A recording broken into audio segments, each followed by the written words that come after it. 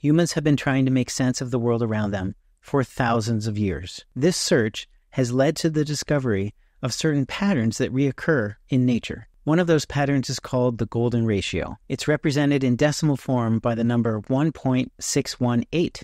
Perhaps you've heard of it. It turns out that this golden ratio exists all around us. It can be found in nature, mathematics, geometry, and even animal behavior. Visually, it means the relationship of part A to part A plus B is the same as part B is to part A, if that makes sense. So part A is essentially 61.8% of part A plus B, and part B happens to be 61.8% the size of part A, and it goes around and around. This golden ratio is also demonstrated using a simple string of numbers called the Fibonacci Sequence. The Fibonacci Sequence was first described by Fibonacci in the Book of Calculation in the year 1202, but there are mentions of it as early as 450 BC. The basic idea is that the Fibonacci sequence is a series of numbers where each number is the sum of the two previous numbers, starting at 0. Not to be confused with the Lucas sequence, introduced by Francois Lucas in the late 1800s, which actually starts with the number 2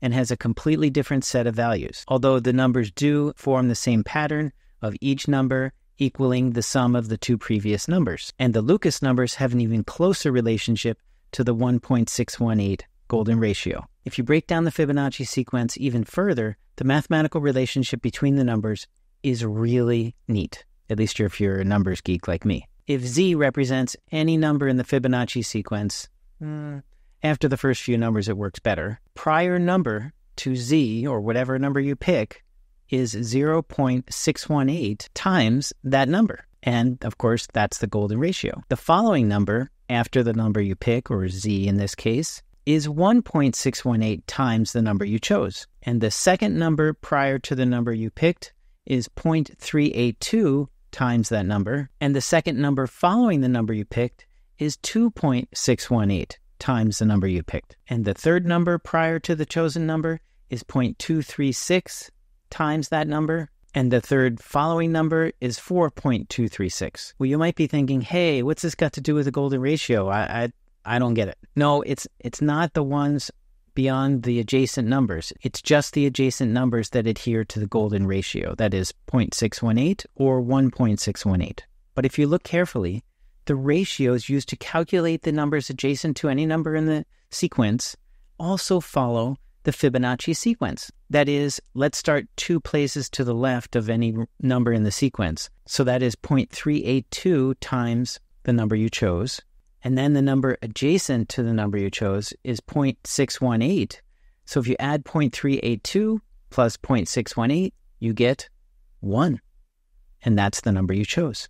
And then if you take that value of 1 and you add it to the adjacent number to the right of the number you chose, 1.618, you get 2.618, which is exactly what it takes to calculate the number 2 places to the right of the chosen number. See how the ratios follow the Fibonacci sequence as well? It's really neat. But what the hell does this have to do with Bitcoin? Well, everything. In the early 20th century, Ralph Nelson Elliott, who developed the Elliott wave theory, proposed using Fibonacci ratios in the analysis of financial markets. Elliott proposed that financial markets move in repetitive patterns, which he believed could be explained by Fibonacci numbers and ratios. This concept led to the development of the Fibonacci Retracement Analysis tool, which was popularized in the latter half of the 20th century as the development of computer systems and software made technical analysis of asset price movements accessible to everyone. Technically, no pun intended,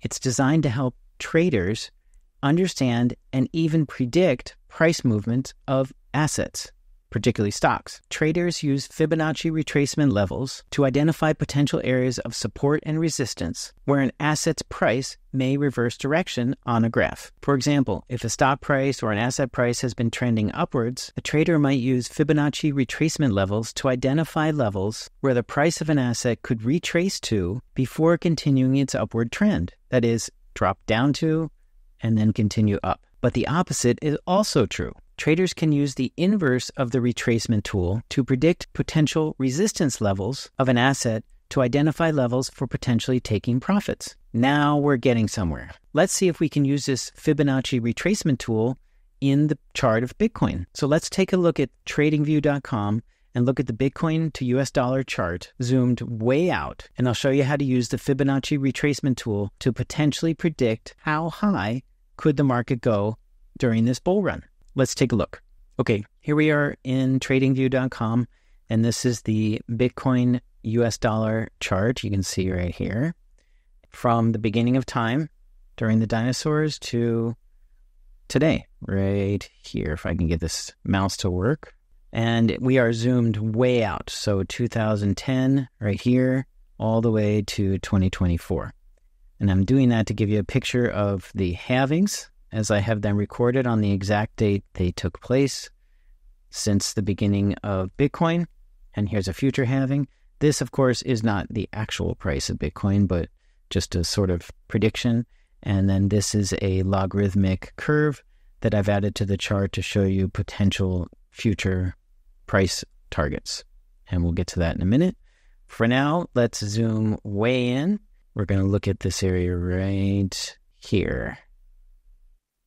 Here we are zoomed in at 2011. And I'm going to start in this area here to look at this Fibonacci Retracement Tool so we can get a sense of how it works, and then we can use it for more modern bull runs. So let's analyze the very first bull run of Bitcoin back in 2011. And what I'm going to do is to click on this retracement tool over here, right here, Fibonacci Retracement. And then I click at the highest point, and then I'm not dragging, it's just sort of doing it by itself. I'm going all the way down to the bottom of the retracement, and I'm sliding over to the next peak, and I'll show you why in a second. So right now, we have the one line marked at the peak of the bull run, and then there's a retracement, and then the zero line, which is right here, is marking the bottom of that retracement.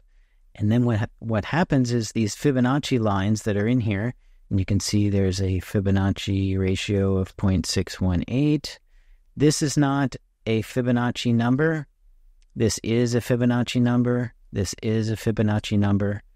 And this is not a Fibonacci number, but they just sort of fill in the blanks there. And then we do 1.618, which we talked about, is the adjacent number to the number that's chosen in the Fibonacci sequence. And the next bull run peaked just above the line for 2.72. That is 2.72 times the previous peak right here. And that was in 2013. So now let's draw this Fibonacci retracement on the 2013 retracement and see what we get for the 2017 bull run, okay? So we're going to delete this here, and I'm going to select it again. Then I'm going to click on the peak and bring it over to the bottom. And then we're going to drag it all the way over to 2017 to make sure we stay on the bottom right there. So we've got the 1 value at the peak. We've got the 0 value at the very bottom. Here's a halving, which is sort of irrelevant. But look at this. The next bull run peaked right here, just above the same exact Fibonacci retracement level, 2.72. So the price of Bitcoin retraced from 1 to 0 and then went all the way up to 2.72 twice. The exact same pattern. That's crazy. So let's see if it happens again. So I'm going to delete this, and we're going to move forward again. And now, this logarithmic line here does not touch these two numbers. And a lot of people think it's because the 2021 bull run was manipulated, was cut short because of the China kicking the miners out right here, Jerome Powell initiating interest rate raises, and then failures of various entities in crypto space, including FTX, which is way down here, and Voyager and Terra Luna and all those ridiculous things that happened during that time, and it just wasn't able to get where it was supposed to get. And a lot of people say it was supposed to get in the neighborhood of 100,000. I don't know. We could say that all we want, right? So let's do the Fibonacci retracement on the 2017 peak to trough and drag it over to the 2021 bull run. There we go. We've got it marked at the 1 and the 0 right here and here. And it should be 2.272. Oh my goodness, it didn't make it. So now even if it had gone up to 100,000, like a lot of people say it should have, it still wouldn't have made it even to the 2.0 Fibonacci retracement level, let alone the 2.72. So I think that would have been crazy. That would have been $210,000, says the price right here. So it did not make it. It did make it to the 1.618, but it did not make it to the 2.272. Bummer.